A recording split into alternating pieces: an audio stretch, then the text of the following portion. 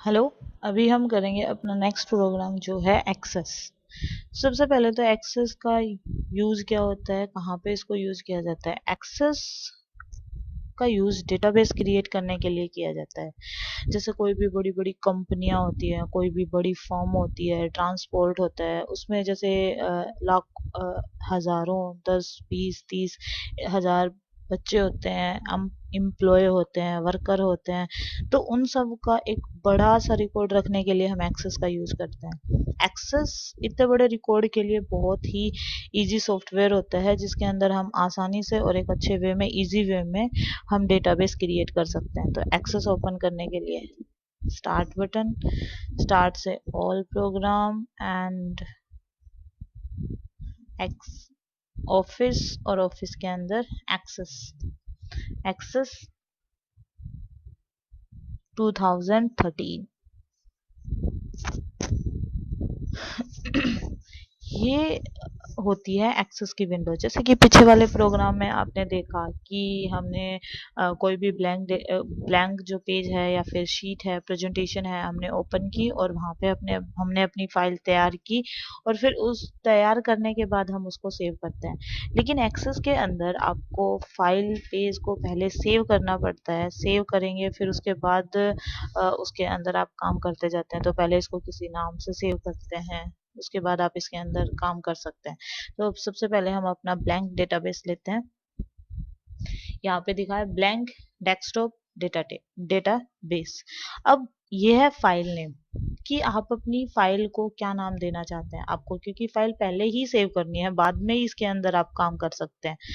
तो जैसे यहाँ पे आपका ब्राउजर है कि आप फाइल को सेव कहाँ पे करना चाहते हैं। तो ब्राउजर आप ओपन कर सकते हैं।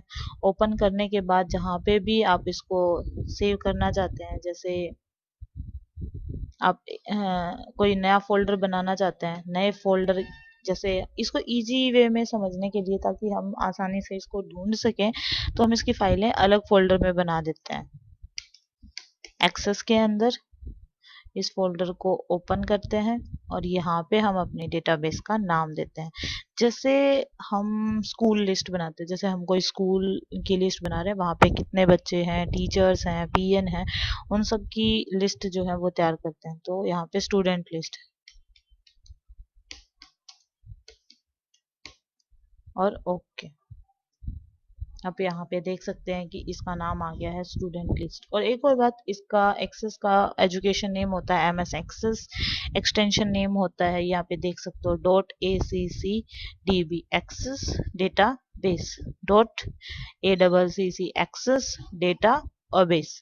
और इसका फाइल नेम होता है डेटाबेस। इसको डेटाबेस के नाम से जाना जाता है। इसके नीचे, फाइल नेम के नीचे होता है आपका ये एड्रेस। एड्रेस का मतलब है कि आपकी जो ये फाइल है कहाँ पे सेव हो रही है। सी ड्राइव के अंदर यूजर में CSC आधार, उसके अंदर डाउनलोड्स, डाउनलोड में आपने एक फोल्डर क्रिएट किया है एक्सेस से, वहां पे आपकी स्टूडेंट लिस्ट नाम से जो फाइल है वो वहां पे क्रिएट हो रही है। यहाँ पे करेंगे क्रिएट। क्रिएट करने के बाद आप यहाँ पे देख सकते हैं कि आपको इसकी विंडो ऐसी दिखाई देती है। अब आपको यहाँ पे पाथ भी दिखा रखा है कि फाइल कहाँ पे है। और ये इसकी टेबल, इसके अंदर भी एक्सेल की तरह टेबल बनी हुई रहती है, रो, कॉलम और सेल से मिलके। यहाँ पे ऑल एक्सेस ऑब्जेक्ट दिखाते हैं कि जो भी आप यहाँ पे टेबल अगर आप टेबल बनाते हैं, जैसे एक्सेस के अंदर हम table, form, query, report, relationship, ये सारी चीजें बनाएंगे। तो ये आपको यहाँ पे दिखाता जाएगा कि आपने टेबल ले रखी है, उसका नाम क्या है, आपने क्वेरी ले रखी है, फॉर्म ले रखा है, क्या ले रखा है। तो ये एक्सेस करता है ऑल ऑब्जेक्ट्स को। तो अभी आपको एक टेबल क्रिएट करनी है। टेबल क्रिएट करने के लिए हम व्यू व्यू के अंदर, डिजाइन व्यू के अंदर जाते हैं। यहाँ पे जैसे स्कूल लिस्ट में आप किसकी लिस्ट बना रहे हो, पहले टेबल के अंदर स्टूडेंट की, टीचर्स की, पीएन्स की, किस टाइप की। तो हम स्टूडेंट लिस्ट बनाते हैं और इसको ओके करते हैं। अब इसके बाद आपको अलग विंडो दिखाई देती है। इस विंडो के यहाँ पे आपकी टेबल का नाम आ गया स्टूडेंट लिस्ट। अच्छा, यहाँ पे तीन चीजें आपको दिखाई देती है, field name, data type and description. Optional है ये, लिखना चाहो तो लिख सकते हो, नहीं लिखना चाहो तो कोई जरूरी नहीं है। तो हम यहाँ पे फील्ड नेम, फील्ड नेम जैसे हम अपनी एक टेबल तैयार करना चाहते हैं तो टेबल के अंदर हम लेते हैं बच्चे का नाम, उसका father name, mother name, class, roll number, गांव, विलेज, सिटी, ईटीसी, ये सारी चीजें लेते हैं तो वो होती हैं आपकी फील्ड। डेटा टाइप होता है कि उसका प्रकार क्या है, जो डाटा आपने लिया है, जो डेटा आपने लिया है उसका प्रकार क्या है, वो होता है डेटा टाइप। डिस्क्रिप्शन, आप उसके बारे में कुछ खोल के बताना चाहते हो तो आप डिस्क्रिप्शन कर सकते हो। तो सबसे पहले होती है आईडी। आईडी जो होती है वो एक यूनिक की होती है। मीन्स जैसे एक ही क्लास में राम नाम के काफी सारे बच्चे हो सकते हैं, 10 बच्चे हैं जिनका नाम है राम। उनके फादर का नाम भी सेम हो सकता है, मदर का नाम भी सेम हो सकता है, और उनका गांव भी सेम हो सकता है। अगर हमें किसी को एक बच्चे को बुलाना है क्लास में जाके, हम राम और उसके फादर नेम लेते हैं तो वो 10 के 10 बच्चे खड़े होंगे। क्यों? क्योंकि उनकी सेम आइडेंटिटी है, नाम भी, फादर नेम, मदर नेम, गांव। तो उनको यूनिक बनाने के लिए स्कूल के अंदर हमें रोल नंबर दिए जाते हैं। रोल नंबर या फिर हमें इनरोलमेंट नंबर, रजिस्ट्रेशन नंबर, अलग अलग चीजें दी जाती हैं। जैसे रोल नंबर, राम 10 है लेकिन एक राम का एक रोल नंबर है, एक का 2 है, तो अगर हम उसको राम रोल नंबर 2, तो एक ही बंदा खड़ा होएगा, ऐसे नहीं है कि सारे खड़े हो जाएंगे। तो आइडेंटिटी जो होती है एक यूनिक आईडी होती है, जो हर एक बंदे को एक दूसरे से अलग बनाती है, यूनिक बनाती है, वो आईडी होती है। और इसके साथ ये यहाँ पे आप की दे सकते हैं, ये होती है प्राइमरी की। इसको हटा सकते हैं, यहाँ से हट चुकी है, और इसको यहाँ से लगा सकते हैं। प्राइमरी की हम आईडी को ही बनाते हैं, क्यों? क्योंकि प्राइमरी की भी जो होती है वो एक यूनिक चीज होती है, वो यूनिक चीज के ऊपर ही लगती है।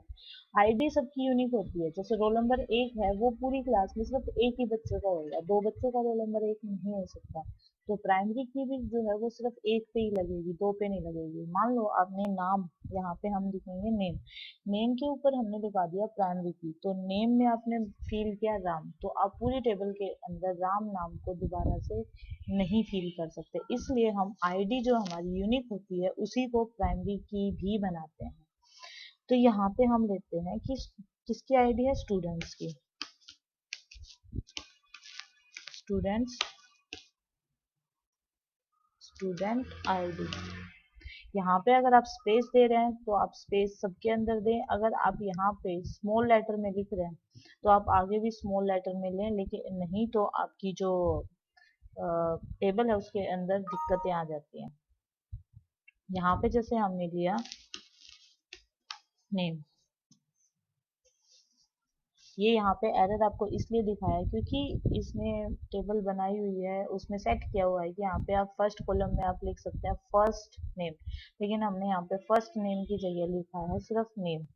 तो इसलिए हमें थोड़ा सा वर्ड स्पेलिंग मिस्टेक या उनमें दिक्कतें आ गई, तो इसलिए दिखाता है। अब आगे कोई दिक्कत आपको नहीं दिखाएगा। यहाँ पे ऑटोमेटिकली आ गया शोर टेक्स्ट। अब हम डेटा टाइप समझते हैं। डेटा टाइप जो होते हैं वो काफी प्रकार के होते हैं। जैसे ये 2013 है तो उसमें 1 2 3 4 5 6 7 8 9 10 11 लुकअप विजार्ड अलग विजार्ड होती है, तो 11 या 12 टाइप के डेटाबेस होते हैं।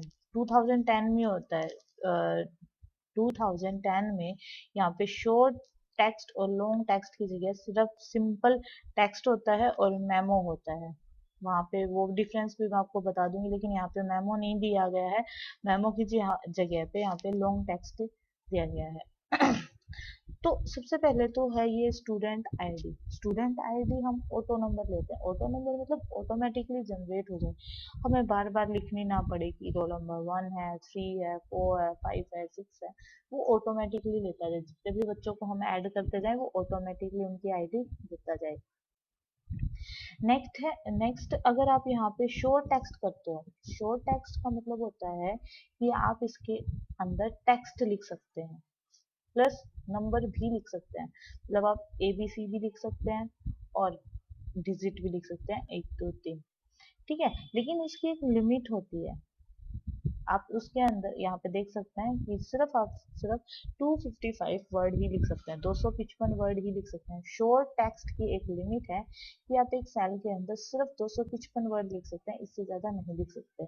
मैंने आपको ये बताया नहीं यहाँ पे, पहले आप इसको भी देख लीजिए। जैसे हमने यहाँ पे किया field name, data type, description, उसके नीचे आपकी फील्ड प्रॉपर्टीज आती है। फील्ड प्रॉपर्टी का मतलब जो भी फील्ड आप यहाँ पे चूज करोगे उसकी प्रॉपर्टीज दिखाना है। जैसे कोई भी एक चीज आपके पास कोई भी एक चीज है, जैसे पेन है, आपको सिर्फ उसको बोलते हैं कि ये पेन है, ब्लू कलर का है, लेकिन अगर उसकी प्रॉपर्टीज पूछी जाती हैं तो हम कहते हैं एक पेन है, ब्लू कलर का है, बॉल पेन है, इसका कलर ये है, तब बना था, ऐसे। तो उसकी सारी चीजें बताना वो प्रॉपर्टीज कहलाती हैं। तो प्रॉपर्टीज दो टाइप की होती है, जनरल एंड लुकअप। तो हम यहाँ पे लॉन्ग टर्म, अगर आप लॉन्ग टेक्स्ट लेते हैं तो उसमें कोई भी लिमिट नहीं होती, आप कितने भी वर्ड उसके अंदर लिख सकते हैं। 2010 में लॉन्ग टेक्स्ट की जगह पे मेमो है। मेमो का लॉन्ग टेक्स्ट की तरह काम होता है कि मेमो के अंदर कोई लिमिट नहीं होती, आप जितने चाहे उतने वर्ड लिख सकते हैं।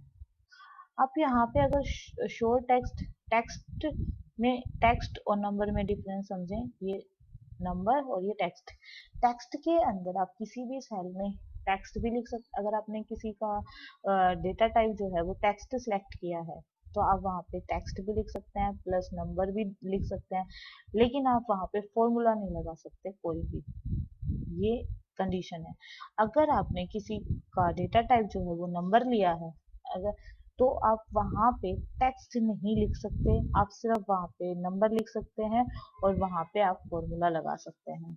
डेट और टाइम, डेट और टाइम से रिलेटेड जो भी हमारी फील्ड होएगी हम उसका डेटा टाइप डेट और टाइम लेंगे। क्यों? जैसे कि date of birth, joining date, date of end, date of exam, date of admission, इन सारी जगहों पे हम डेट और टाइम देंगे। तो डेट और टाइम का डेटाबेस, डेटा टाइप डेट और टाइम होगा।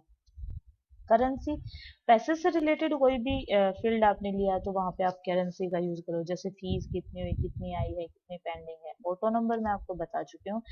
यस और नो, जैसे आप फॉर्म फिल करते हो तो वहां पे आता है मेल और फीमेल, तो अगर आप ऐसी चीजों को कोई यूज करते हैं तो आप यहाँ पे यस और नो का यूज करेंगे। ओनली ऑब्जेक्ट और अटैचमेंट सेम होते हैं, मतलब कोई भी डॉक्यूमेंट, पिक्चर अटैच करने के लिए आप ओनली और अटैचमेंट का यूज करते हैं।